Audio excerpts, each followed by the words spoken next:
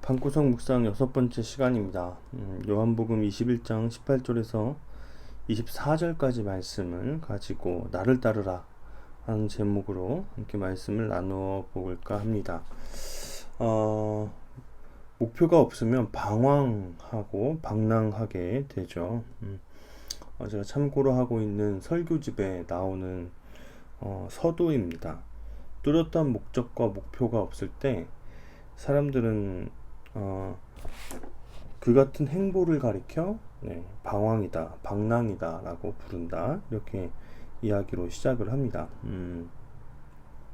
오늘 찬양 영상이 없는데 그렇게 되는 이유 중에 하나가, 이번 주는 찍다가 마음에 드는 영상을 없어서 계속 마음에 들진 않아요, 사실은.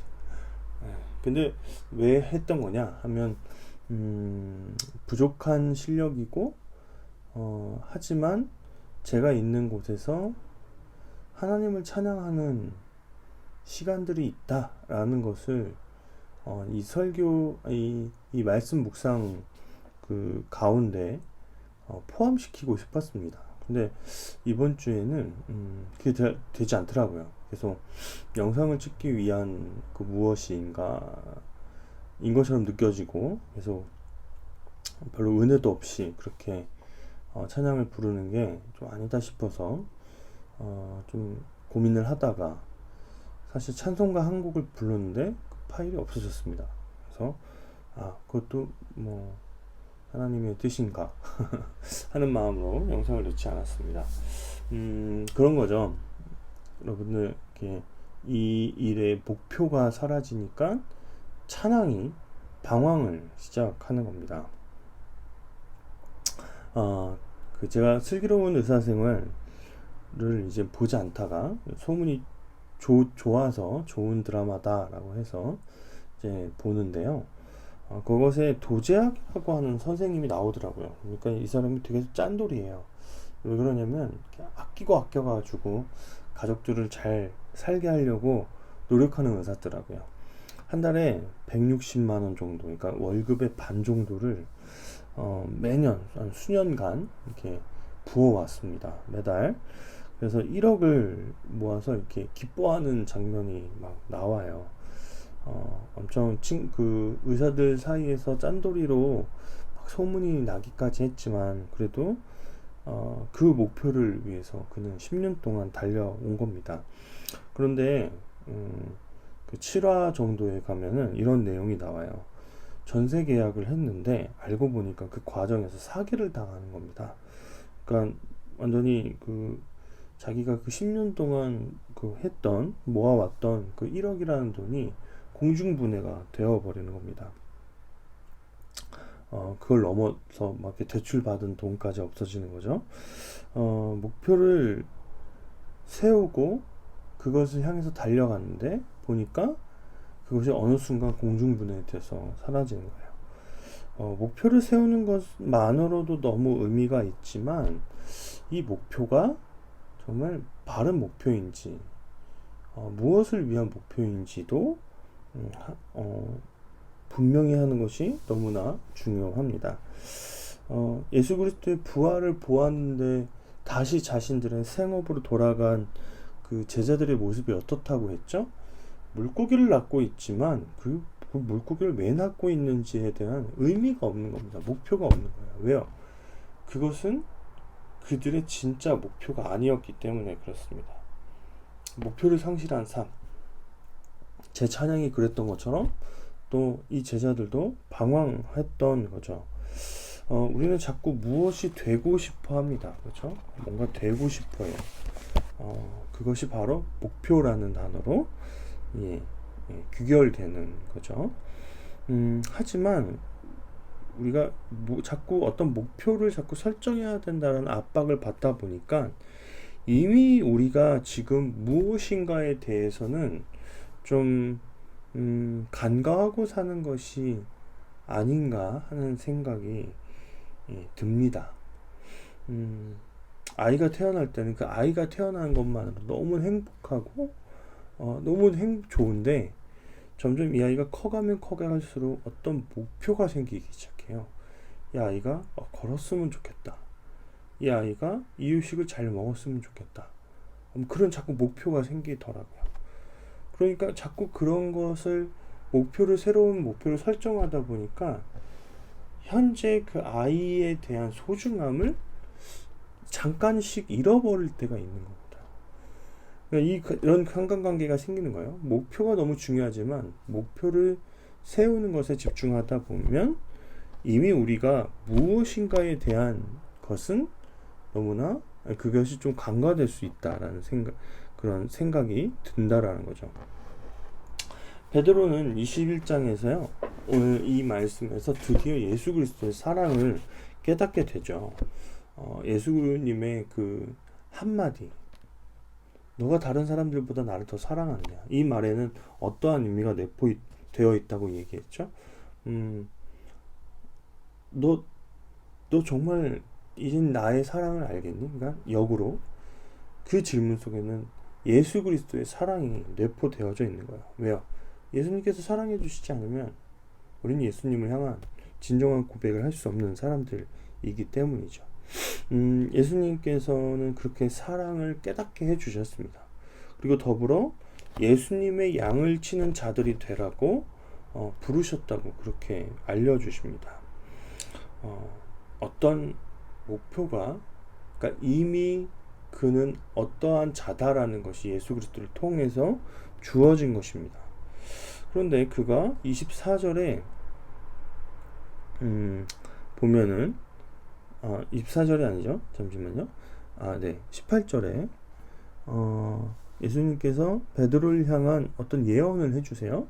내가 진실로 진실로 내게 이르노니 내가 젊어서는 스스로 띠를 띠고 원하는 곳으로 다녔거니와 늙어서는 내 팔을 벌리리니 남이 내게 띠띠우고 원하지 아니하는 곳으로 데려가리라. 그러니까 베드로가 어떤 죽음을 맞이할 것인가에 대한 이야기를 해주십니다.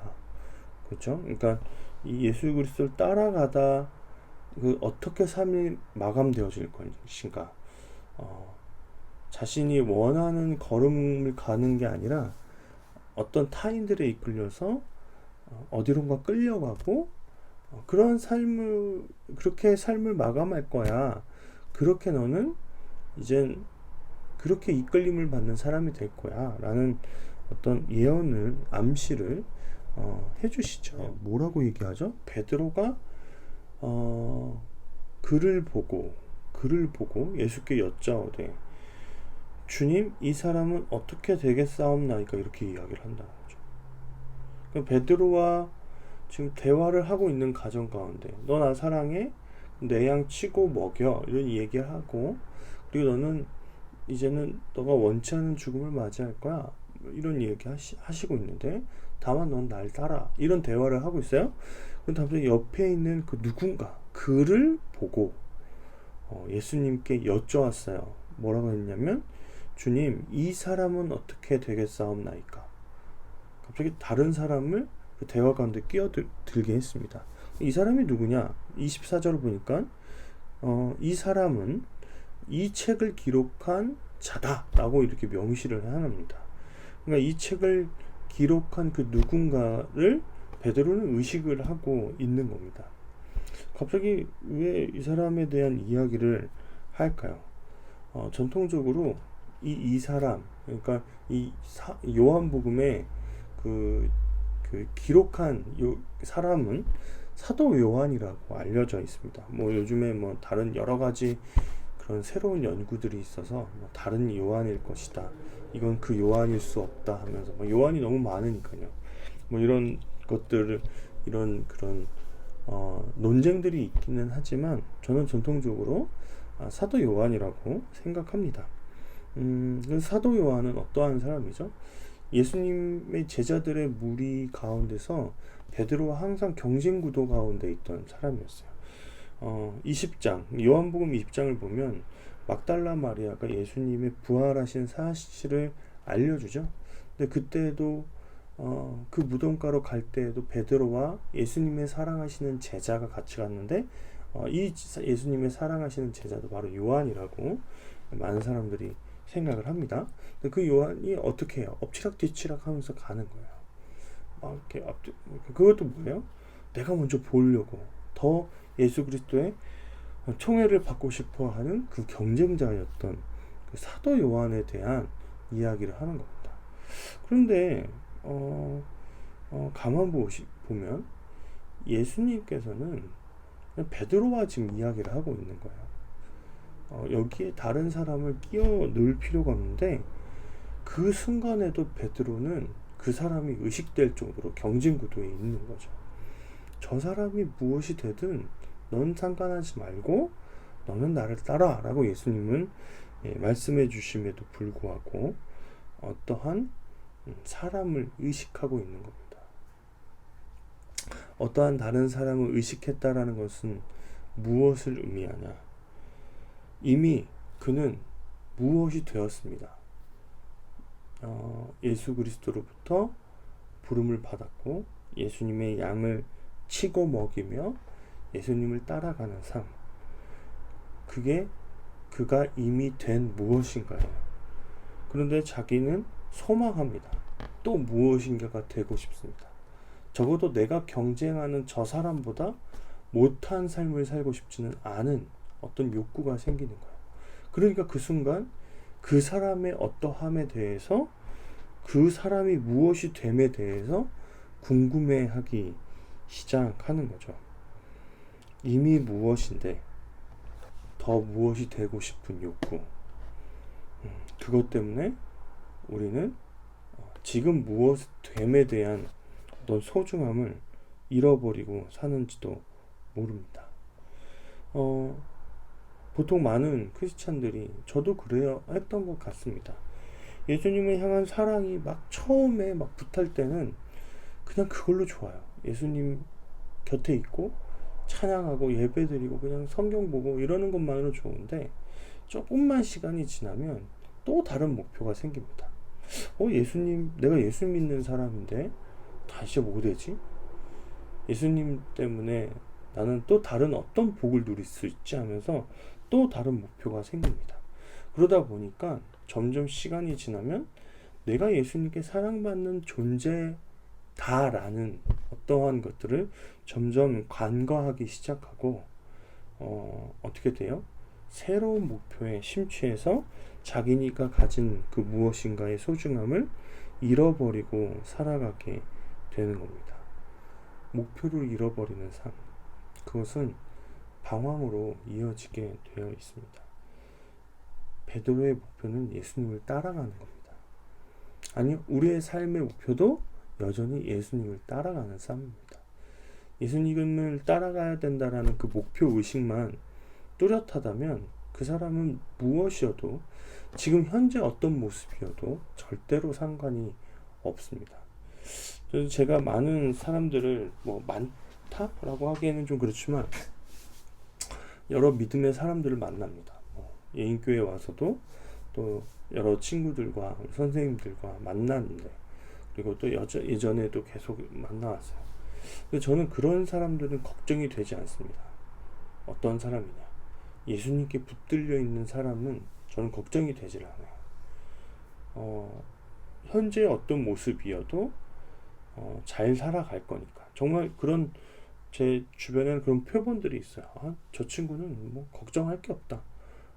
잘 일어날 거다. 지금 좀 힘들지만, 지금 좀 경제적으로나 뭐 직장 문제나 뭐 이런 걸로, 진로 문제나 이런 걸로는 좀 고민스러워 보이지만 걱정이 되지 않는다 하는 사람들이 있어요. 반대로 얘기하면 전 분명히 걱정스러운 분들이 있습니다. 누구냐? 그냥 공부만 잘하는 사람이에요. 공부는 잘하는데 예수님과의 관계가 정말 약간은 뜨겁지 않은 사람, 좀 걱정돼요. 좋은 직장에 취직했다고 해서 저는 반가워하지 않습니다. 세상적으로는 잘 된 일이긴 하지만 좋은 직장을 얻는 것으로 인해서 또 많은 월급이 막 들어오고 뭐 이런 문제 때문에 예수님을 잃어갈 수도 있는 거거든요. 그런 것은 저는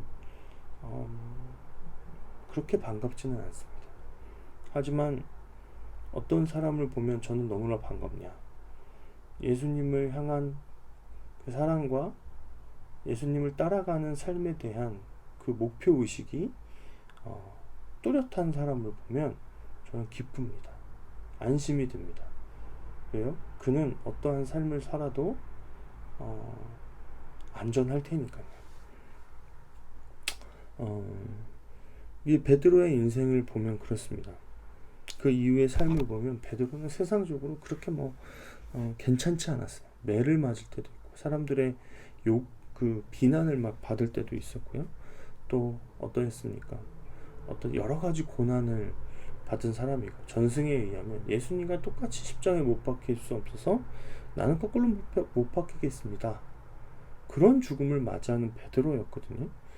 근데 베드로는 그 길을 묵묵히 갔습니다. 왜요? 그 길이 예수님이 따라오라고 한 길이기 때문에 그렇습니다. 저는 이번 한 주간 압살롬에 대한 묵상을 많이 했습니다. 사무엘하 13장부터 등장하는 압살롬에 대한 이야기를 묵상했습니다. 저희 교회에서 세왕 이야기를 설교로 구성해서 새 교육자가 함께 나누는 일을 했기 때문에 그렇죠. 그래서 제가 압살롬을 맡았는데 이번 주에 굉장히 계속 압살롬에 대해서 묵상을 했습니다. 압살롬은 가진 게 많아요. 굉장히 왕의 아들이고요. 왕인 다윗의 사랑을 받는 자이고 부족할 거 없습니다. 그런데 그가 이미 무엇이다라는 것에는 별로 그렇게 그를 그렇게 기쁘게 하지 않고 그가 무엇이 되고 싶은 것, 그러니까 왕이 되고 싶어 합니다. 근데 결국 그 야망 때문에 압살롬은 생을 마감하게 되거든요. 근데 그 압살롬을 묵상하면 묵상할수록 제 속에 그런 생각이 듭니다. 나도 자꾸 무엇 되고 싶어 하는데 뭐였으면 좋겠다는 생각을 자꾸 하는 생각이 드는 겁니다. 압살롬은 나구나 하는 생각이 들었어요. 베드로는 접니다. 예수님께서 너 나 사랑하느냐? 근데 그게 뭐라고요? 반대라고요. 예수님께서 베드로를 사랑한다라는 확실한 고백이라고요. 확실한 어떤 증거라고요. 나를 사랑하냐고 물으시는 거. 예수님께서 사랑하지 않는 자에게 어찌 나를 사랑하냐고 물으실 수 있겠습니까? 그 순간에도 나의 경쟁자이고 내가 의식하고 있는 그 또 다른 어떠한 목표를 바라보고 있는 나 자신의 연약함을 베드로와 압살롬을 통해서 발견하게 되는 그러한 시간들이었습니다. 예수님이 우리의 목표입니다. 우리가 갖는 그 꿈, 비전, 그 안에는 다 예수님이 녹아져 들어가 있어야 합니다. 예수님이 없다면 그것은 나의 욕심이고 욕망이고 내가 주인된 삶을 살아가는 것이죠. 예수님은 분명히 나를 따르라라고, 그러니까 예수님을 따라오라고 말씀하셨는데 우리의 욕망과 우리의 목표와 우리의 바램이 우선시되는 삶은 무엇이냐? 내가 예수님을 따라가는 삶이 아니라 예수님 저 따라오세요 라고 얘기하는 삶인 겁니다. 예수님이 뭐라고 말씀하시고 예수님이 어떤 삶으로 나를 인도하시는지에 대한 것은 관심이 없고, 예수님 제가 이렇게 살아갈 테니까 따라와 주세요, 지지해 주세요, 무조건 좀 들어주세요 라고 이야기하는 삶일 수 있다라는 것입니다. 이 말씀을 통해서 여러분도 또 저도 좀 돌아보는 시간이 되었으면 좋겠습니다. 나는 예수님을 따라가는 사람인가? 아니면 예수님이 나를 따라오기를 간절히 소원하는, 소망하는, 욕망하는 사람인가를 돌아보는 시간들이었으면 좋겠습니다. 예수님을 따라가는 참된 목표를 가진 그러한 삶을 사는 저와 여러분이 되기를 간절히 소원합니다.